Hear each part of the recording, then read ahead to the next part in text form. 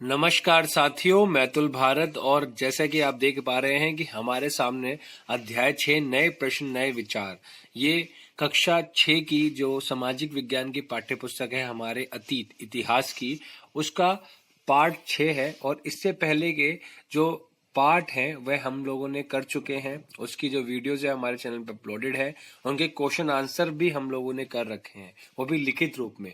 अगर आपने नहीं करे हैं, नहीं देखी है वो वीडियो, तो आप जरूर देख लीजिए, ताकि उसके भी जो भी डाउट्स हैं वह आपके क्लियर हो सके। हम बिना टाइम को वेस्ट करे स्टार्ट करते हैं नए प्रश्न एवं नए विचार।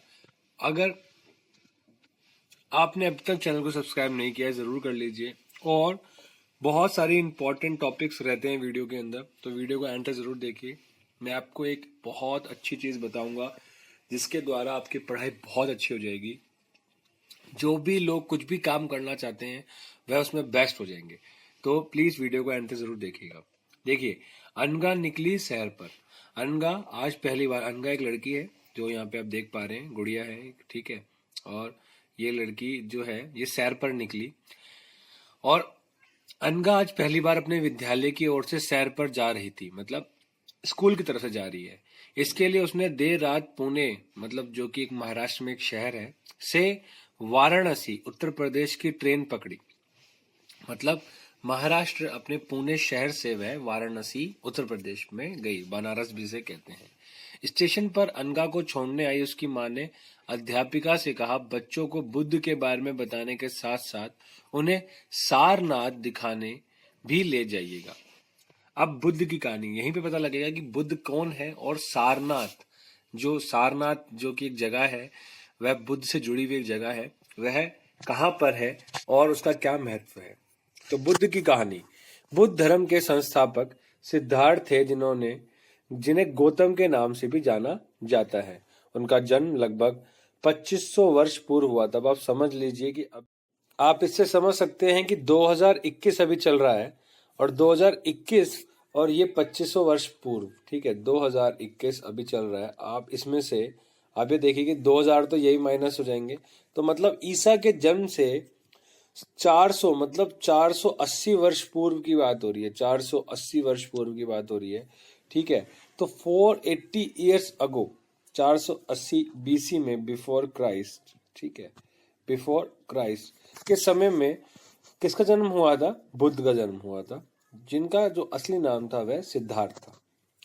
यह वह समय था जब लोगों के जीवन में तेजी से परिवर्तन हो रहे थे। जैसे कि तुमने अध्याय 5 में पढ़ा, महाजनपदों के कुछ राजा इस समय बहुत शक्तिशाली हो गए थे। हमने अजात शत्रु, बिंबिसार, है ना, वज्जी साम्राज्य और इन सब के बारे में पढ़ा, जो कि मगध साम्राज्य के अंदर ही थे, ठीक है। और उस समय बहुत सारे जो साम्राज्य थे बहुत ज्यादा शक्तिशाली हो गए थे, महाजनपद।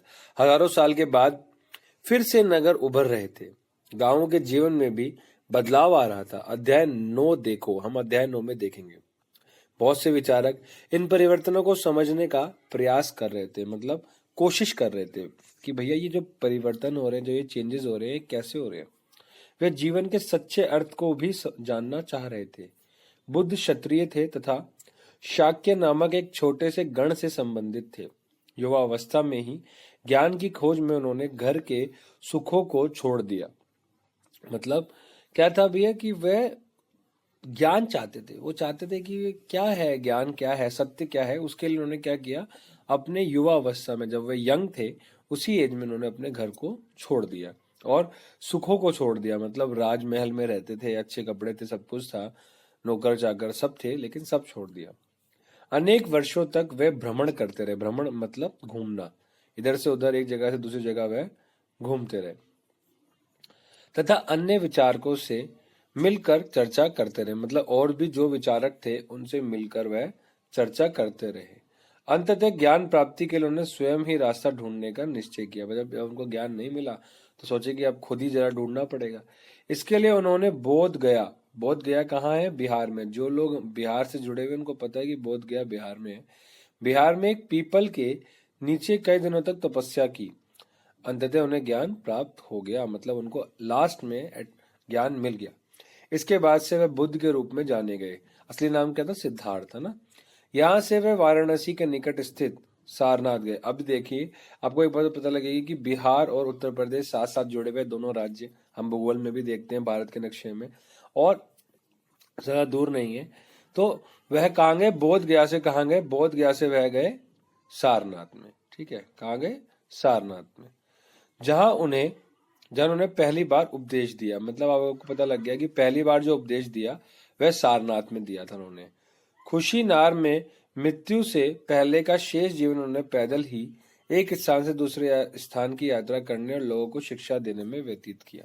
मतलब जब उनकी खुशीनार में मृत्यु हुई उससे पहले उन्होंने अपना पूरा जीवन जो है लोगों को ज्ञान देने में, उनकी भलाई के लिए एक जगह से दूसरे स्थान तक वो जाते थे, पैदल ही जाते थे।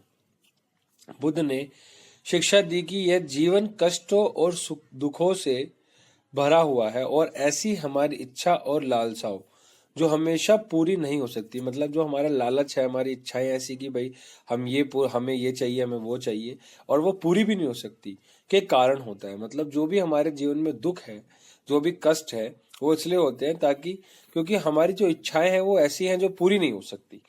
कभी कभी हम जो चाहते हैं वह प्राप्त कर लेने के बाद भी संतुष्ट नहीं होते एवं और अधिक वस्तुओं को पाने की इच्छा करने लग जाते हैं। मतलब जैसे कि आपने सोचा कि मेरे पास गाड़ी नहीं है, और गाड़ी को कमाने के लिए आपने बहुत मेहनत की और गाड़ी ले भी ली, और लेकिन उसके बाद भी आप खुश नहीं। आप बोलते मुझे ये गाड़ी नहीं चाहिए, मुझे अब बड़ी गाड़ी चाहिए, दूसरी गाड़ी चाहिए, इसमें मजा नहीं आ रहा है।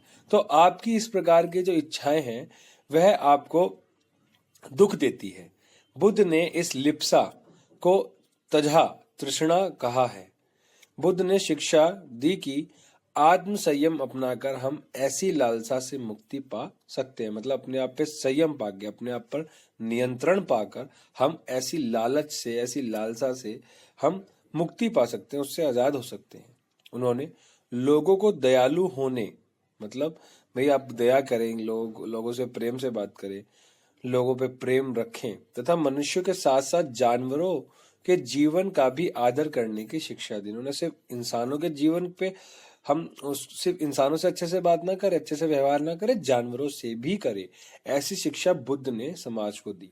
वे मानते थे कि हमारे कर्मों के परिणाम, चाहे वे अच्छे हो या बुरे, हमारे वर्तमान जीवन के साथ साथ बाद के जीवन को भी प्रभावित करते हैं।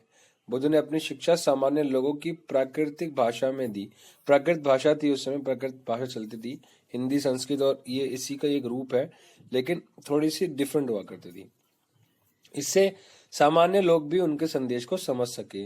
वेदों की रचना के लिए किस भाषा का प्रयोग हुआ था? बुद्ध ने कहा कि ये प्रश्न है, ये भी हम उत्तर पता लग जाएगा। बुद्ध ने कहा कि लोग किसी शिक्षा को केवल इसलिए नहीं स्वीकार करें कि यह उनका उपदेश है, बल्कि वह उसे अपने विवेक से मापे। मतलब अपना भी टेस्ट करें, अपने विवेक से, अपने विजडम से देखे कि भैया क्या सही है, क्या गलत है, और उसके बाद उसको अपनाए। आओ देखो उन्होंने ऐसा किस प्रकार किया। ठीक है, यहाँ पे देखो यही है सारनाथ। ठीक है, ये सारनाथ है, सारनाथ का स्तूप है।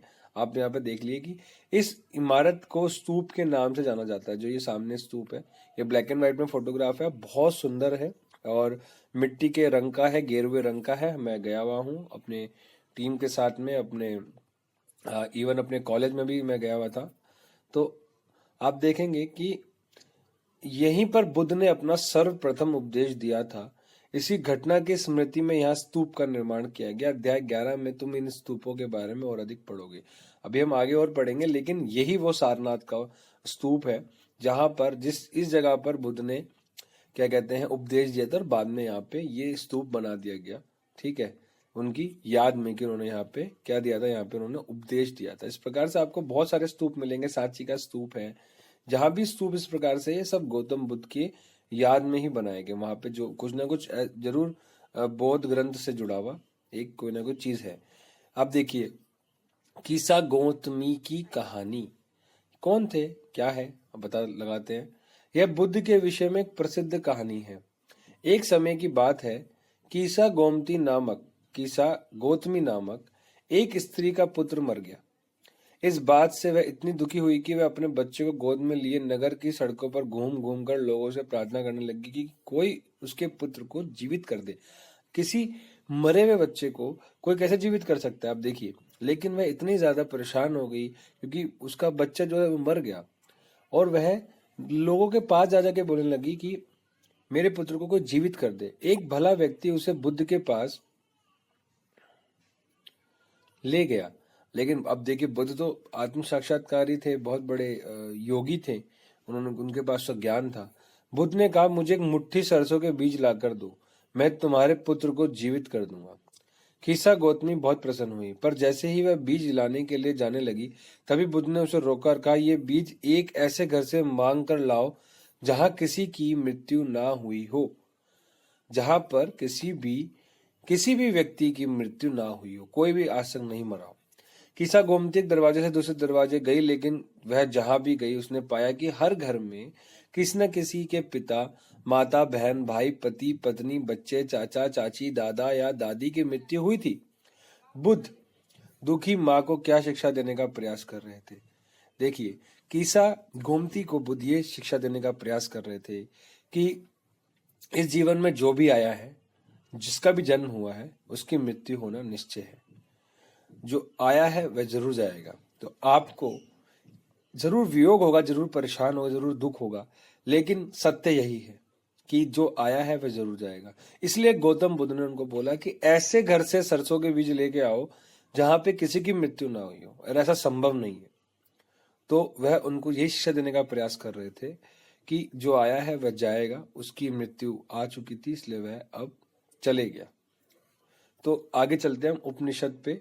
ठीक है, उपनिषदों को हम अगले वीडियो में जरूर देखेंगे, क्योंकि शॉर्ट वीडियोस में हम सीखते हैं, समझते हैं, इससे हमारी नॉलेज बहुत ज्यादा बढ़ जाती है, हमें अच्छे से समझ में आती है चीजें, और मैं आशा करता हूँ कि आपको अच्छा लगा होगा। देखिए, उपनिषद जो है ये भी जिस समय बुद्ध उपदेश दे रहे थे उसी समय या उससे भी थोड़ा पहले दूसरे चिंतकों के कठिन प्रश्नों का उत्तर ढूंढने का प्रयास कर रहे थे। ठीक है, ये अभी पता लगेगा आपको, ये बहुत इंपॉर्टेंट चैप्टर है, बहुत इंपॉर्टेंट चैप्टर है। ये कोई इजी चैप्टर नहीं है, बट ये बहुत इंपॉर्टेंट चैप्टर है, और कहानी में ही हम सारे ज्ञान को हासिल कर लेंगे। तो देखिए, बुद्ध ने कितना तपस्या की और वो आपको ऐसे अपना ज्ञान दे रहे हैं, लेकिन आपको ज्ञान अपनाना पड़ेगा। ऐसे ही आत्म साक्षात्कार जब तक आपको नहीं होता, तब तक आप अपने ज्ञान को नहीं हासिल कर सकते। ज्ञान आपके अंदर ही है, सत्य आपके सामने ही है, लेकिन आप उसको नहीं पहचान पाते। सहज योगा मेडिटेशन के थ्रू आप सत्य को पहचान पाएंगे। मैं आपको बता देता हूँ कि सहज योगा मेडिटेशन की ही बात मैं कर रहा था, उसके द्वारा ही आप सत्य को जान पाएंगे। आपको पता लगेगा कि सत्य क्या है और आपको किस लिए अपने जीवन में प्रयासरत होना चाहिए, आपको क्या पाना है, किससे आप खुश रह सकते हैं, आपकी पढ़ाई कैसे बेहतर हो सकती है। मैं आपको बताता हूँ, हम लोग भी फोकस नहीं होते थे अपनी पढ़ाई में, लेकिन जब से हम ध्यान करने लगे, हमें लक्ष्य पता लगा कि हमारी पढ़ाई और हमारा लक्ष्य क्या है। तो सहज योगा मेडिटेशन का लिंक मैं आपको डिस्क्रिप्शन बॉक्स में जरूर डाल दूंगा, और आपकी स्क्रीन पे भी आएगा।